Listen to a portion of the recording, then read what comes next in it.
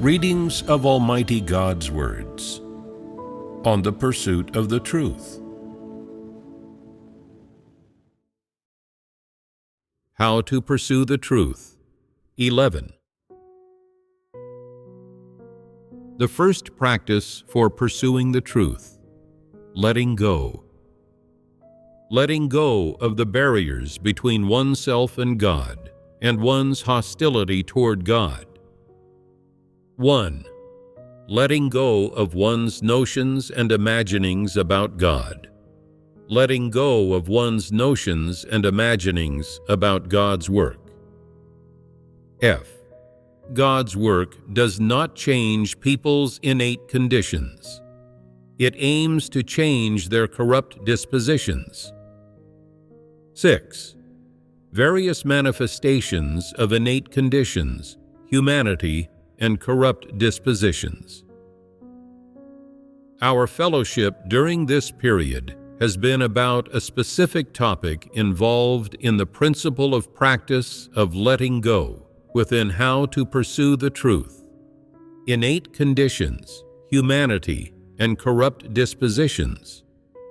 After fellowshipping on this multiple times, do you now have a bit of discernment regarding some specific manifestations and revelations that involve these three aspects: innate conditions, humanity, and corrupt dispositions? My discernment of these things is somewhat better than before. Previously, I would often get character and corrupt dispositions mixed up, but through God's past few fellowships, I can now distinguish them to some extent. Why is it necessary to differentiate these things? It is so that we know which problems within ourselves must be resolved and which ones we just need to approach correctly. Well said. Fellowshipping in such detail makes the distinctions between innate conditions, humanity, and corrupt dispositions clearer, and people gain a clearer understanding of corrupt dispositions and manifestations of extremely poor character, which are two separate things. In particular, people are able to distinguish between bad character, corrupt dispositions, and innate conditions. They will not regard certain defects in humanity as corrupt dispositions, and of course, they will also not regard certain inadequacies and defects within innate conditions as corrupt dispositions. When people have this discernment, they become increasingly clear about the various manifestations of corrupt dispositions, and they no longer make mountains out of molehills concerning problems that do not involve corrupt dispositions. At the same time, they also have a clearer understanding of what corrupt dispositions actually are. So can you clearly explain what exactly corrupt dispositions are? Do corrupt dispositions have any connection with innate conditions? Are they influenced by innate conditions? No. Suppose that a person is good-looking, fair-skinned, and has well-proportioned features.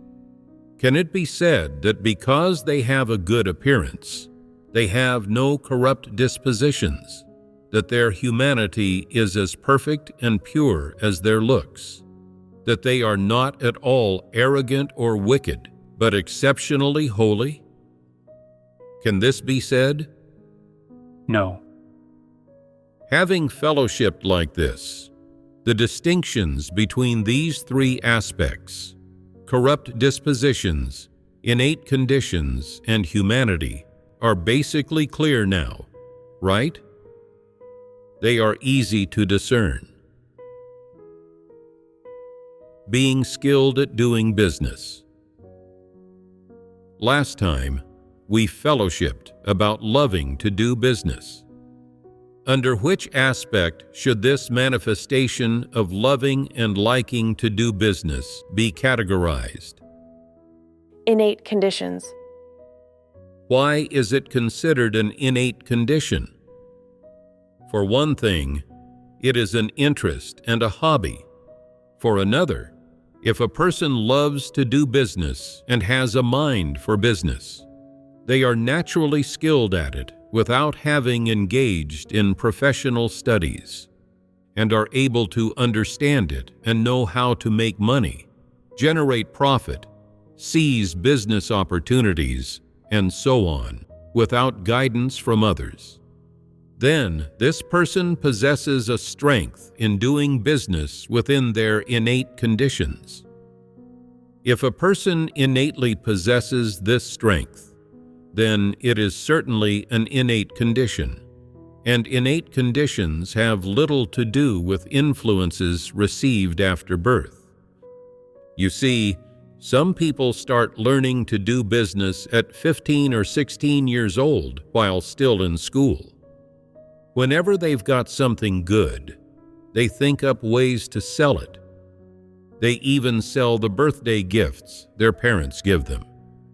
They don't spend their own pocket money, and instead save it all up to do business. By the time they are 18 or 19, they are already able to operate small business ventures. Their grades in school are just average, but they have a head for doing business, are quick at calculations, and they have a particular knack for business. This is a strength. Loving to do business falls under the categories of strengths or of interests and hobbies within innate conditions. In any case, it is an aspect of innate conditions, and this is where the manifestation of loving to do business is classified. Some people do not necessarily have a hobby or strength related to business. They mainly rely on cheating and scamming people when they do business.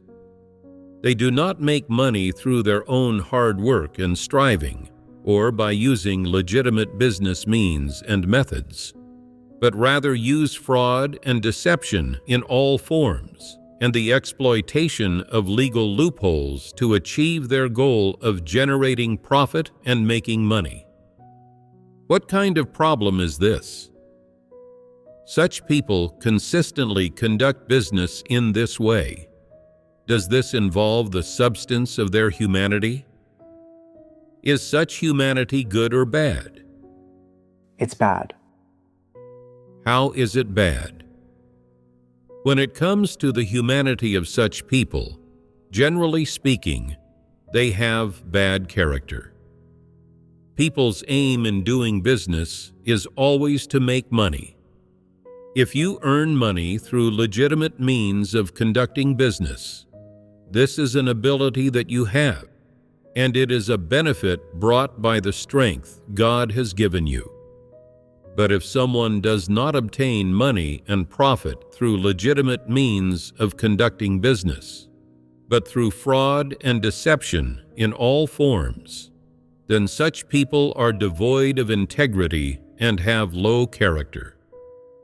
Do such people have a conscience? In colloquial terms, their conscience is completely rotten. They have no conscience. Why do we say they have no conscience? Generally, people who have a conscience feel accusation from it after they cheat and scam other people, and they do not do those things anymore. However, people who do not have a conscience only care about gaining profit. Their conscience has no awareness at all, so they just keep doing those things. They don't have the function of conscience. It can also be said that they have no conscience.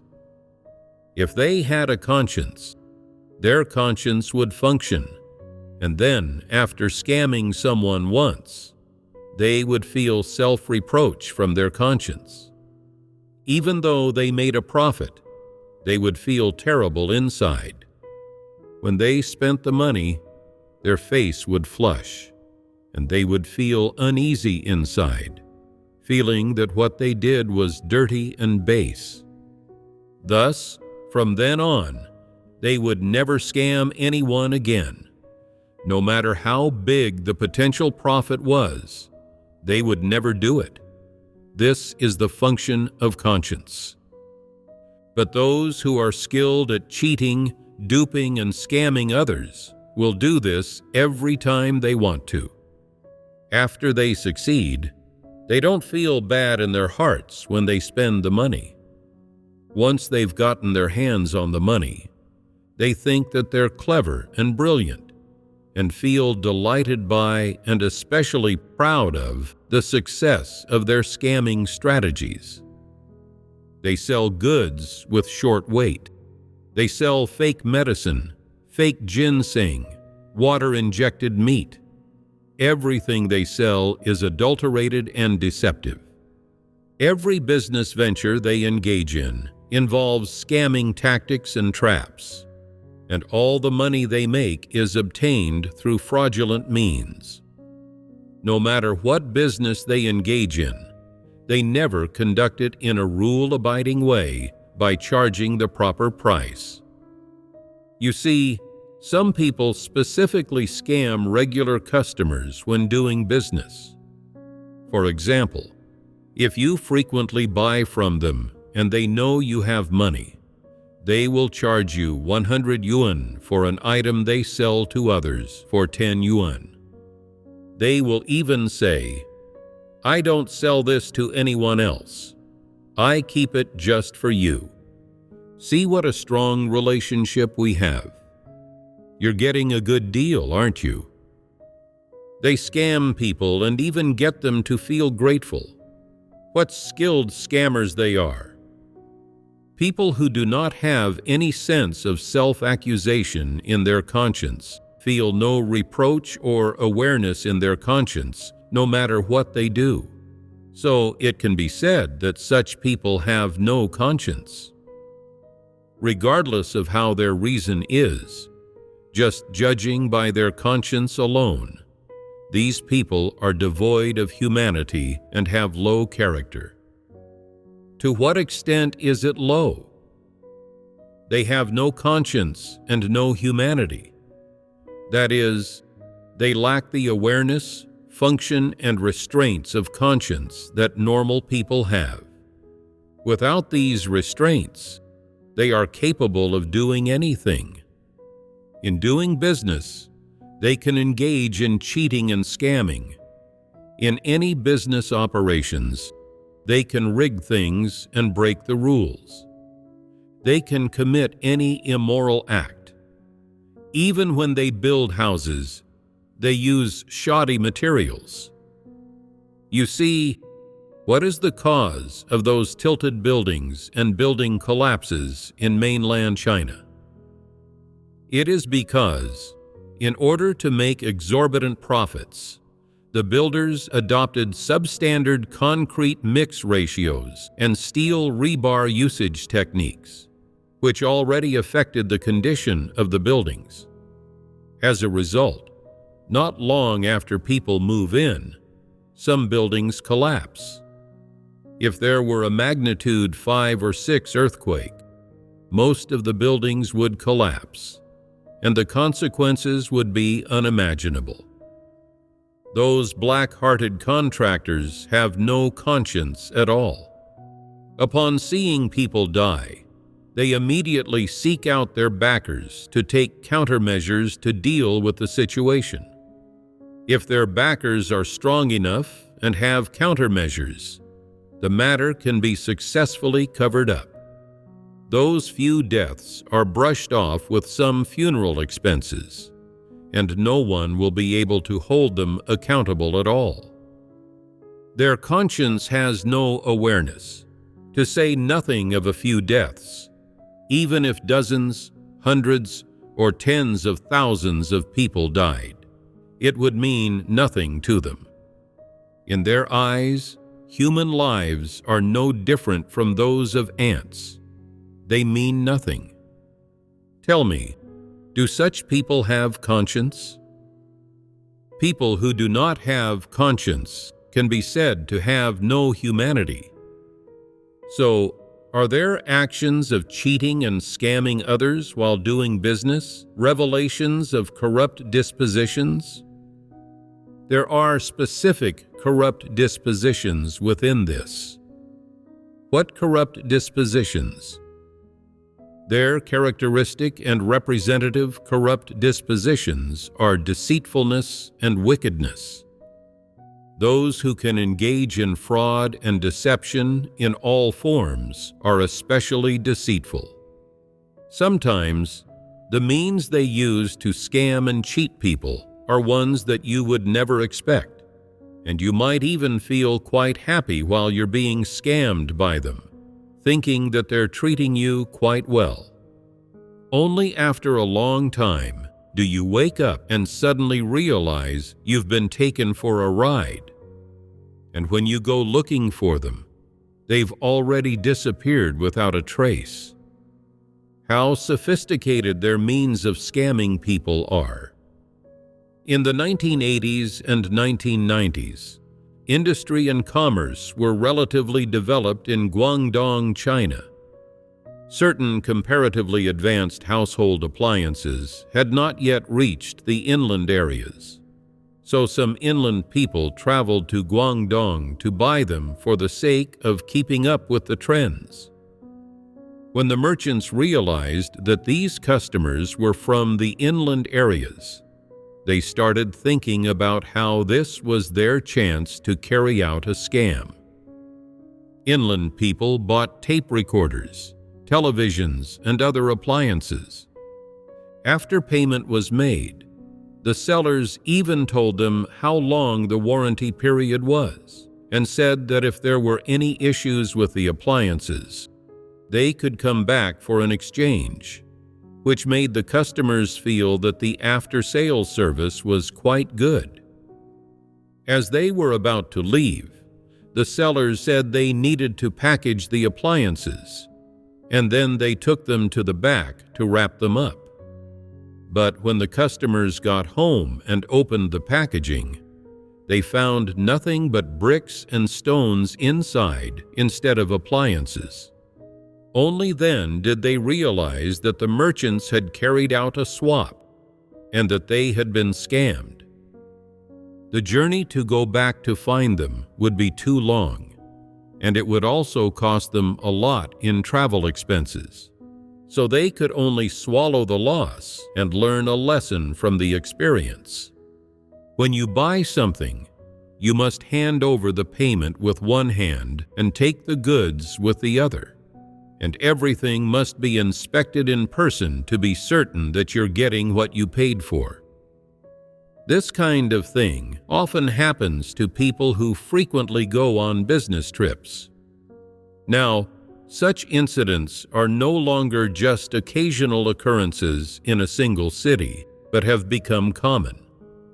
Incidents of fraud and deception in all forms are increasing, and more people who do business are engaging in scamming. Why wasn't there so much of this before? It was simply because, back then, some people had not yet discovered these scamming tactics. Once these scamming tactics caught on in society, the merchants began imitating and following suit one after another, and they all started doing it. Could that mean their conscience was corrupted later on?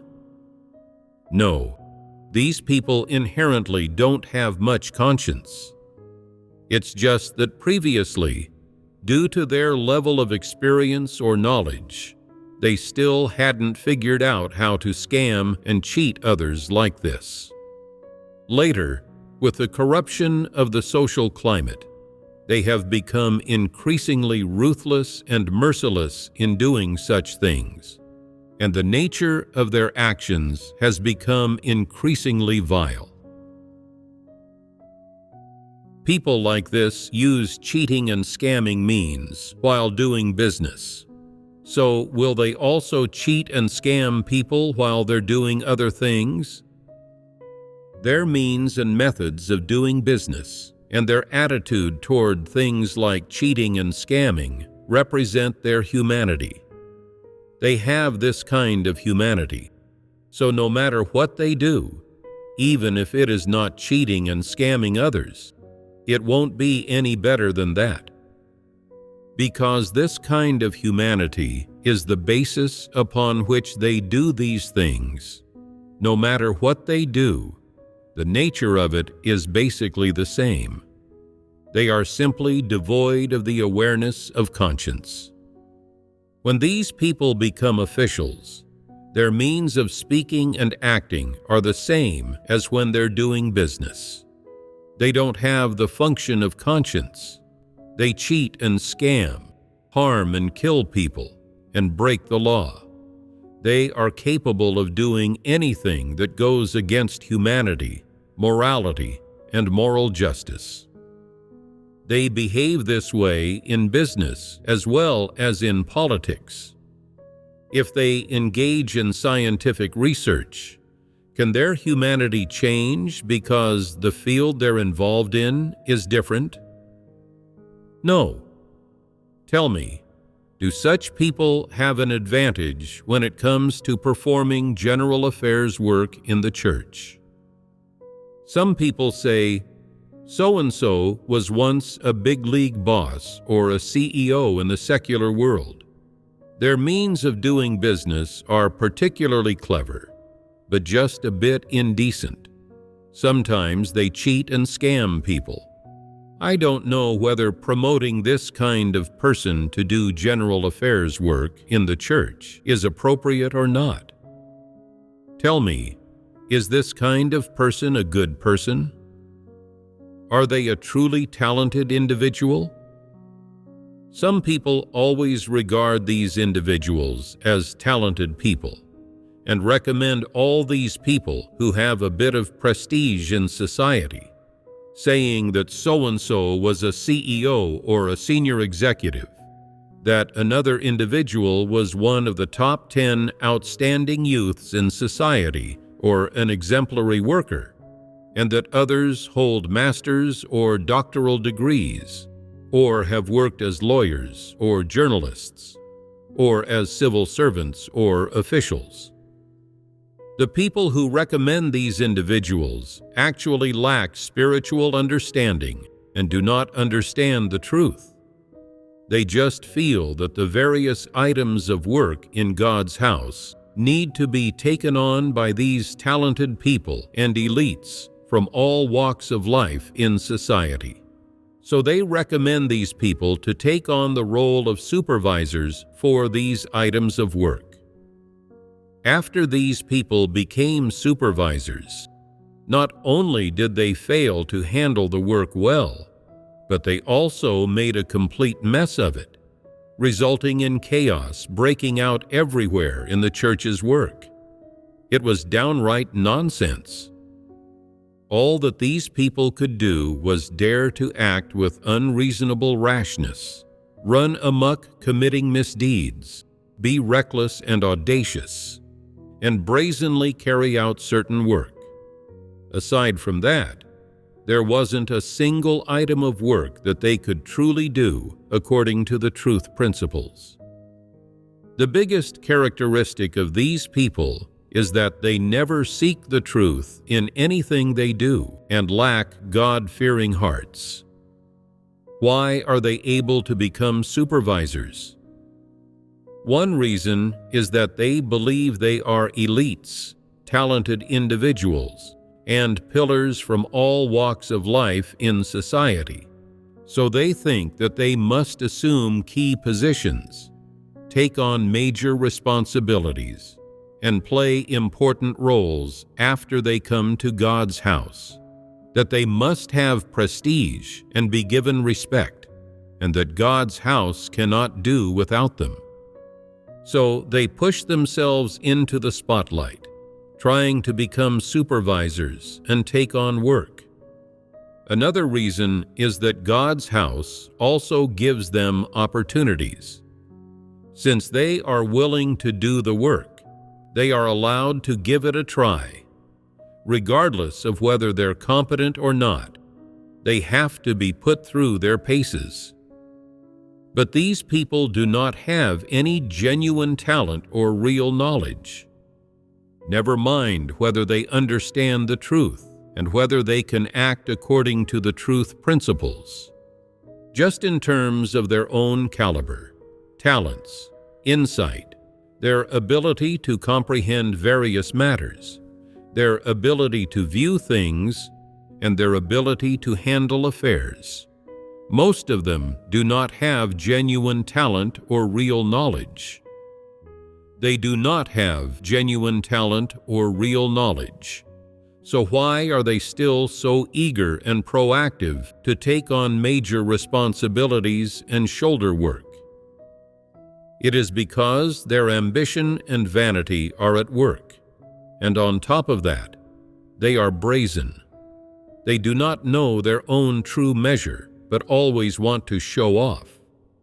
As a result, they fail to do the work well and only make fools of themselves. Why do I say this? Because after these people took on these roles, every bit of work they did was all over the place and a complete mess. To describe it in one word, it was chaos. They had no principles in using people, no principles in handling matters. They spent offerings unreasonably and did not follow up on or handle various items of work promptly. Even the most basic general affairs work was beyond what most of them could take on. They left everything in complete disarray. Farming, raising chickens, raising sheep, none of them were competent for such tasks. They were not clear about what to plant in which season, when to plow, fertilize, and weed the land, or when to harvest. They threw all of their work into chaos. If at the beginning God's house had not used these people, they would have felt that God's house wasn't giving them opportunities and was looking down on them. So they were given opportunities. And what was the result of them being used? They left their work in complete disarray, and ultimately, God's house still had to clean up their mess. Every item of work they did required the above to provide instruction and vetting. Even for small matters like maintaining indoor and outdoor cleanliness, the above had to provide instruction. Ultimately, the work can only be considered to have basically gotten on the right track now, through the above carrying out strict supervision, planning, and coordination, instructing and directing everything from scratch bit by bit. Without mentioning anything else, just talking about issues with the farms, there at least had to be suitable people to manage cleanliness. Most people were like wild animals, throwing garbage everywhere, speaking without considering the impact on the environment, shouting and yelling. They were simply identical to non-believers. Not a single one of these so-called talented people, when faced with these specific general affairs, could systematically manage things well. They could not even handle small matters well, like managing cleanliness and the environment. These external matters do not involve the truth, and anyone with a little caliber and a little conscience should be able to handle them well. If someone cannot even handle these external matters well, then they are simply useless. Those people wanted to be officials and to call the shots despite the fact that they don't have conscience and reason or caliber and talent.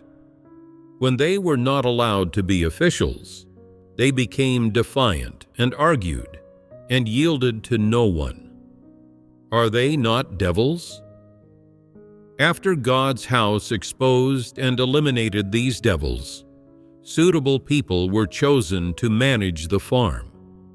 Thanks to the guidance and planning of the above, The farm is now built particularly well, and everyone likes it. The locals also really admire it and highly approve of it. Some of them said, "I have never seen a farm manage to be so clean and beautiful.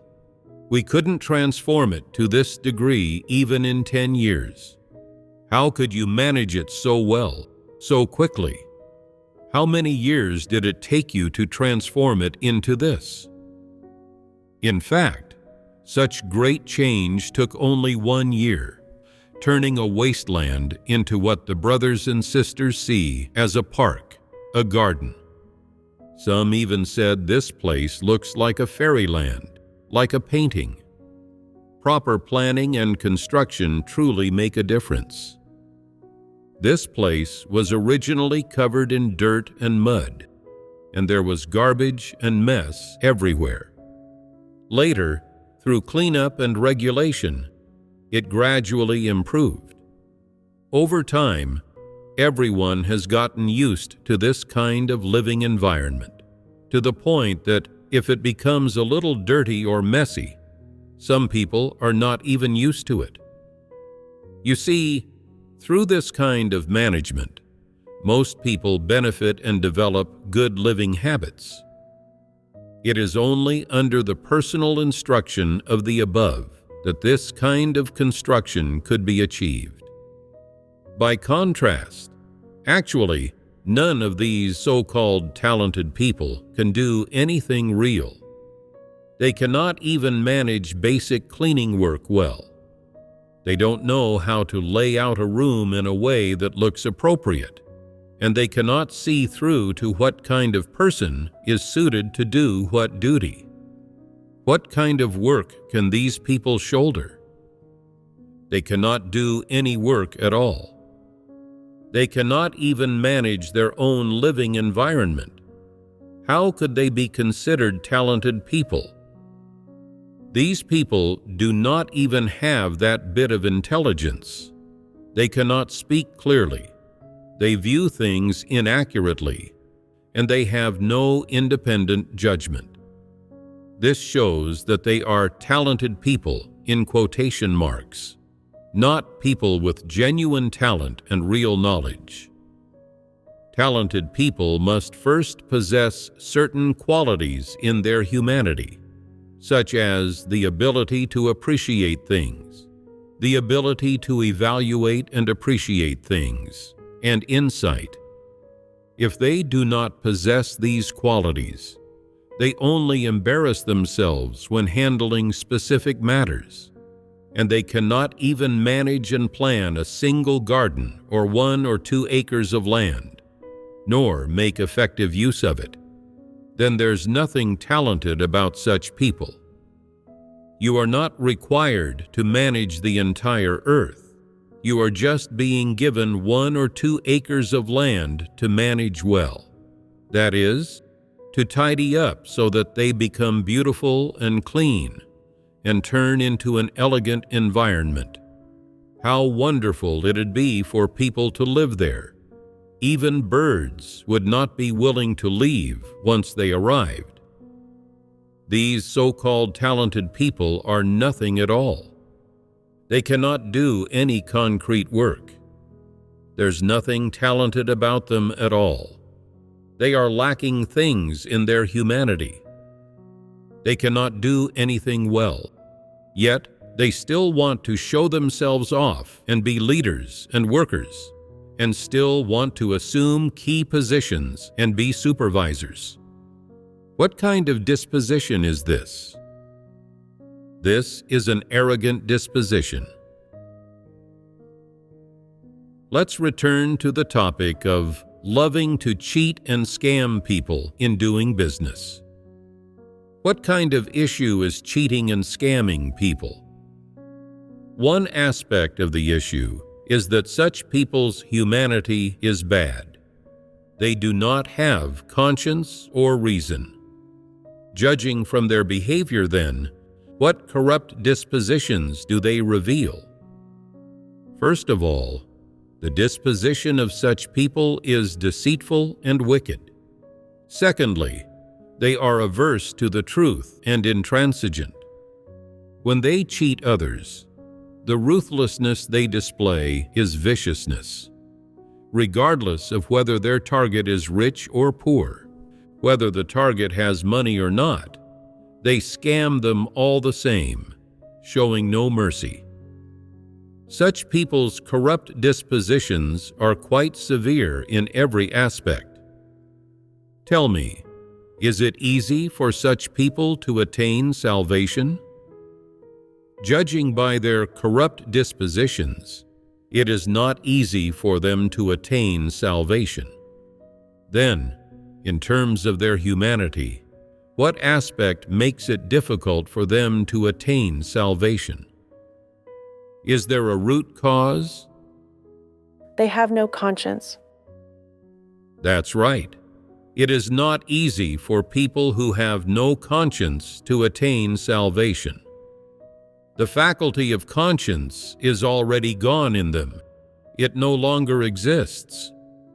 Without the function of conscience, one does not possess the fundamental condition to accept the truth and practice the truth.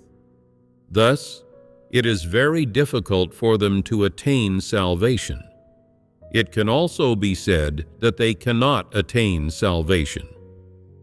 It is also possible that this type of person is willing to labor and can do so to some extent, and ultimately, because their labor is up to standard and meets God's requirements, they will become loyal laborers and survive. This is also God's grace.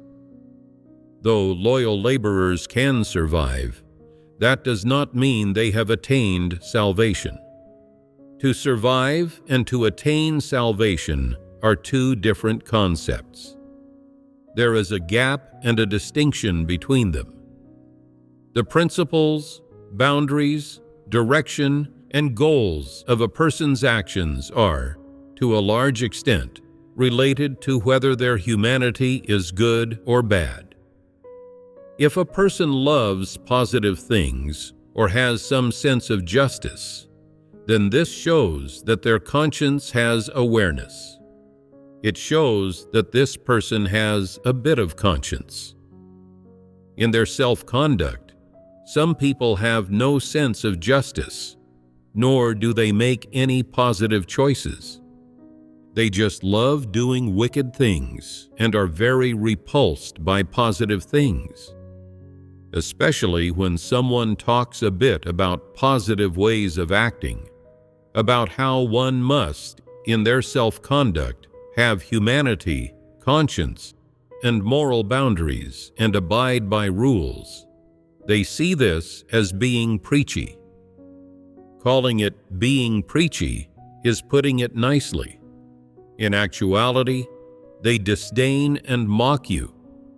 They believe that conducting yourself in this way is a failure. Look at how pathetic your life is. You don't know how to engage in fraud and deception in all forms, nor do you know how to gain advantages through cunning. In your conduct, you are always so rule-abiding, so timid. In this day and age, the bold gorge themselves while the timid starve. If you're timid, you won't make it. They believe that by conducting yourself with conscience and principles, you are just being timid, and that by daring to engage in fraud and deception in all forms, they are being bold. But is it really because they are bold? Some people who believe in God in the country of the Great Red Dragon are not afraid of suffering persecution and being arrested, and still persist in believing in God. Does this have anything to do with being bold or timid? This is related to their pursuit. In their humanity, they have the need and yearning for belief in God. This is not a matter of being bold or timid. Some people engage in fraud and deception in all forms when doing business. Many times, They face being hunted down and arrested, having their property confiscated, or the risk of bankruptcy and closure. But they continue to scam people all the same. Even if their scamming leads to loss of life, they do not care. Some people, when doing business, scam others by setting up a bogus company. In actuality, this company does not exist at all, and it has no real business, nor does it produce any products. They rely solely on their silver tongues to scam people into making orders everywhere. Once other people pay them a deposit, they immediately make their getaway without leaving a trace. They scam people like this, one transaction after another, and after they swindle the money, their whole family lives in luxury, feasting on the best food and drink. To what extent do some people engage in scamming? They even scam high-level institutions and agencies. Sometimes they're hanging on by just a thread, and it's possible that someone might see through their tricks and expose them. They actually know in their hearts that their actions will put them at risk, but they do not care. If by some fluke they get away with it, they will continue to scam people at the next opportunity. As long as they make money through their scams, they think they have won, that they have achieved fame and success. But if you ask them to believe in God, they do not dare to. They say, "Believing in God will get me convicted and arrested by the government. I do not dare to believe." Yet when it comes to engaging in fraud and deception in all forms, they have no fear of getting arrested. If you go to gatherings, they even say, "You are really bold. The state is rabidly arresting and persecuting believers right now. How can you still dare to go to gatherings?" You say, "We who believe in God and walk the right path are not afraid of being arrested. It's extremely dangerous for you to run shell companies and carry out scams. Why aren't you afraid?" They say, "We business people aren't afraid of taking risks, but you're very bold to still dare to attend gatherings when the government is trying so hard to arrest believers."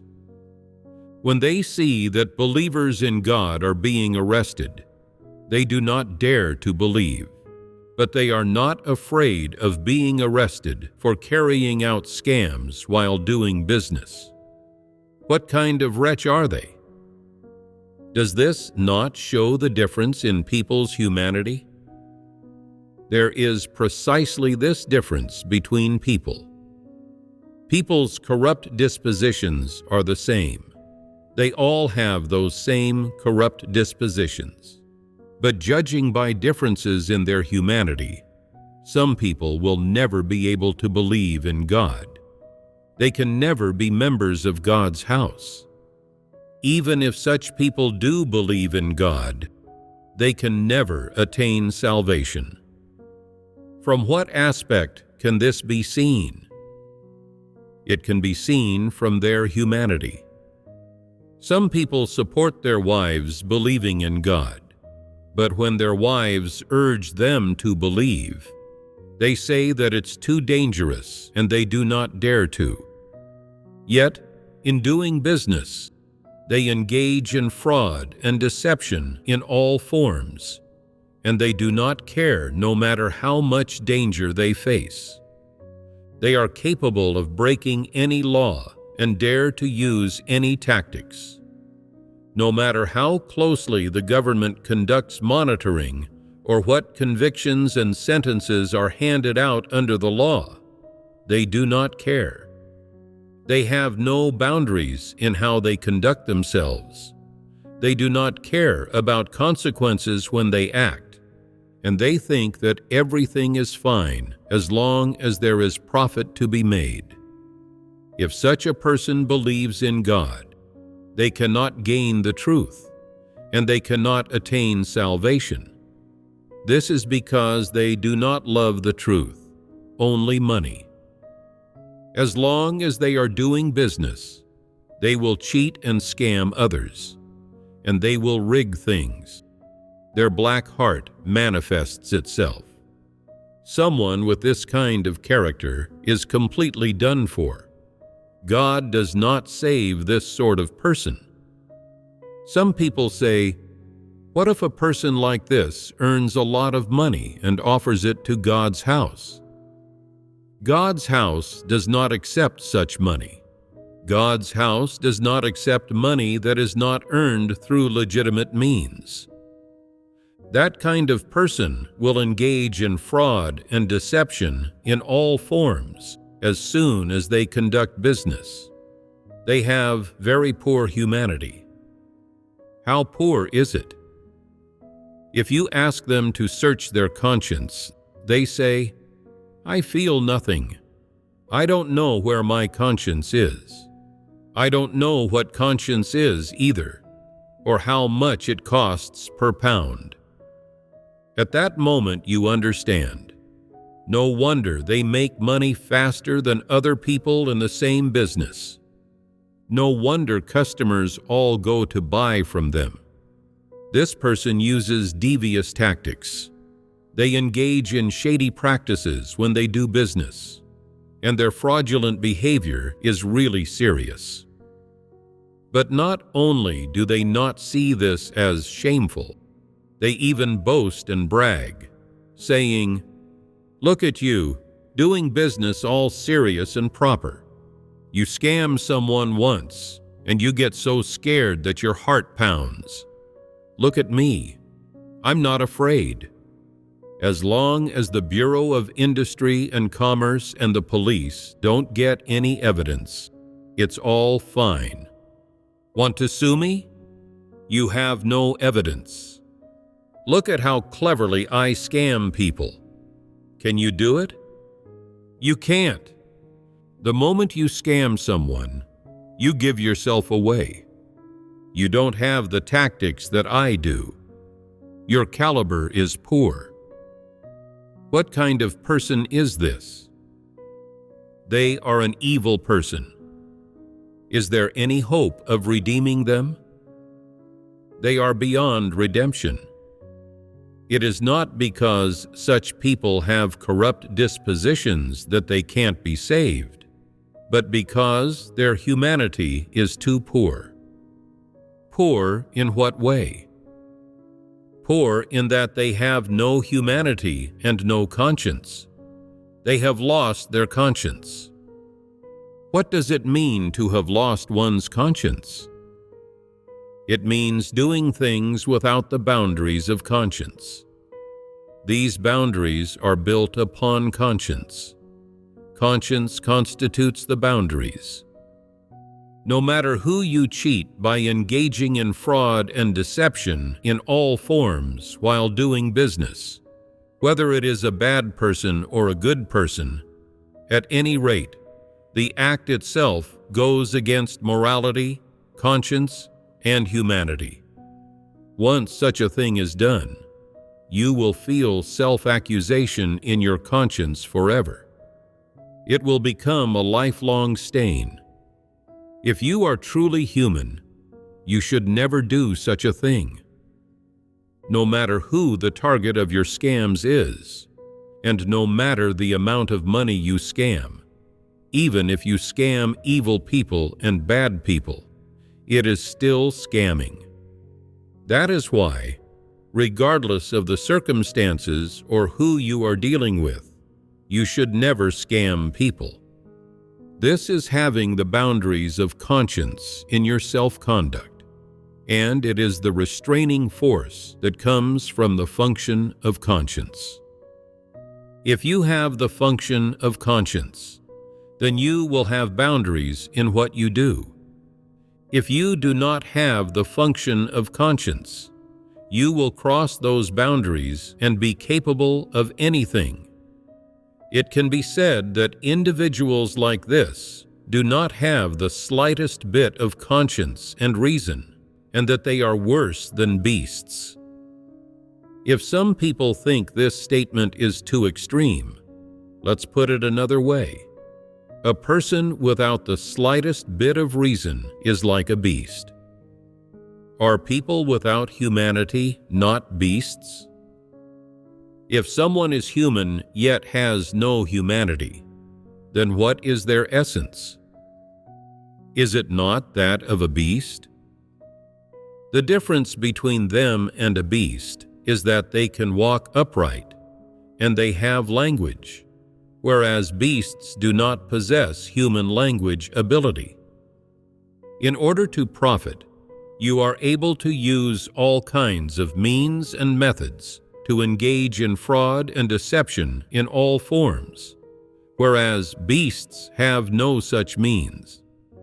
So, saying that people of this sort are equivalent to beasts is actually going easy on them.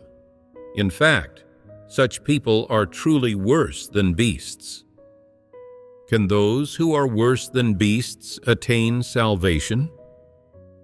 They do not accept the truth in the slightest. They only love money.